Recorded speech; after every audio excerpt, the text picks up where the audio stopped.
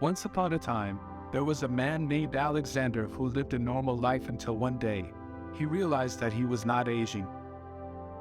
At first, he thought it was a rare medical condition, but as time passed by, he came to realize that he was immortal. Alexander soon realized that with immortality came both benefits and drawbacks. On one hand, he had the opportunity to experience and learn things that no one else ever could. On the other hand, he also had to bear witness to the loss and death of those around him, and the eventual decline of humanity. Years turned into decades, and decades turned into centuries. Alexander witnessed the rise and fall of civilizations, the discovery of new technologies, and the extinction of species. But through it all, he remained unchanged, living a life that was truly out of this world. As time went on and the universe continued to change, he found himself feeling more and more isolated.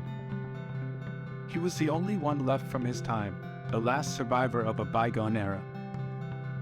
Eventually, Earth was dying and Alexander was thrown into deep space, cast out from the remnants of a dying planet and forced to float aimlessly among the stars. But even then, he did not perish. Instead, he lived on, watching as the universe itself aged and died, until he was the only thing left in an endless void.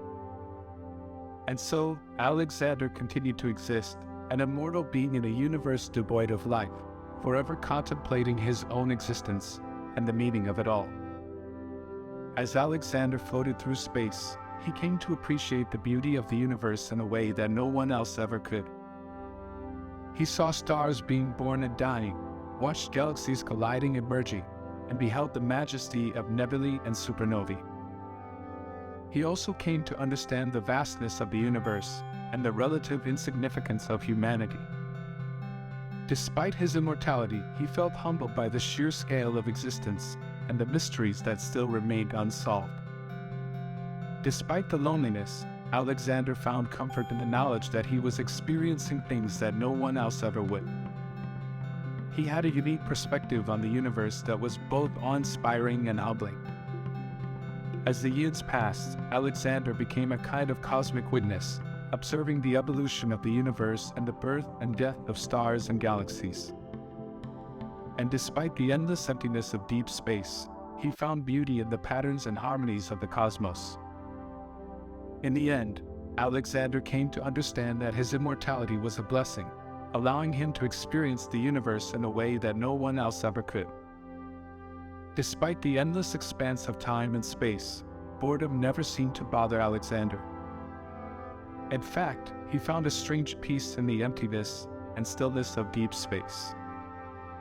He had lived for so long and seen so much that he had come to appreciate the simplicity and stillness of existence. As he floated through the void, Alexander meditated on his experiences and reflected on the meaning of it all. He came to understand that the universe was not just a collection of objects, but a dynamic, ever-changing tapestry of energy and matter.